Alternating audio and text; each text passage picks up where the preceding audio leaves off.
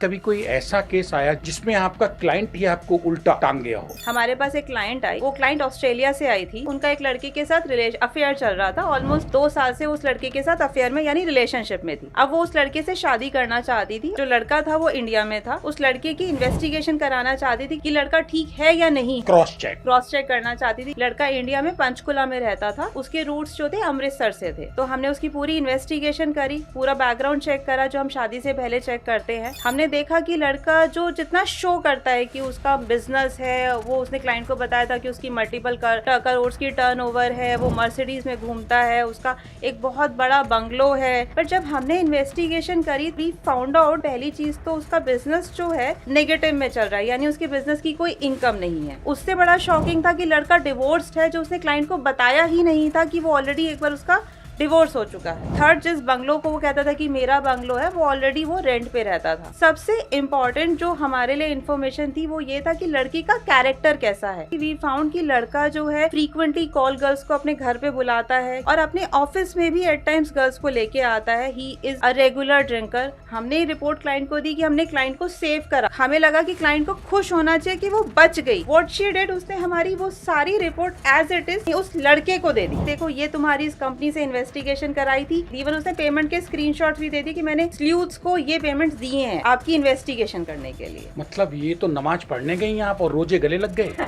उसका मेरे पास फोन आया एंड ही स्टार्ट थ्रेटनिंग मी कि तुमने मेरी इन्फॉर्मेशन कैसे निकाल ली, मैं तुम्हारे ऊपर केस कर दूंगा। उसने वो सारी रिपोर्ट जो हमने क्लाइंट को दी थी, वो रिपोर्ट, हमारी पेमेंट रिसीट्स जो क्लाइंट ने हमें पेमेंट करी थी, वो सारे स्क्रीनशॉट मुझे भेजे। देखे, ये आपने क्लाइंट को शेयर किया और ये क्लाइंट ने मुझे दिया है। हमने फिर क्लाइंट को कॉन्टेक्ट किया। हमने उन्हें बताया कि आपने खुद ये टर्म्स एंड कंडीशन साइन करे हैं, आपका कोई राइट नहीं था कि आप हमारी इन्फॉर्मेशन आगे उसको पास ऑन करे जो हमने आपको दी थी। तो उसके बाद क्लाइंट ने जो भी उस पर्सन से बात करी होगी हमें नहीं पता, लेकिन उसके बाद उसने हमें दोबारा कॉल नहीं किया।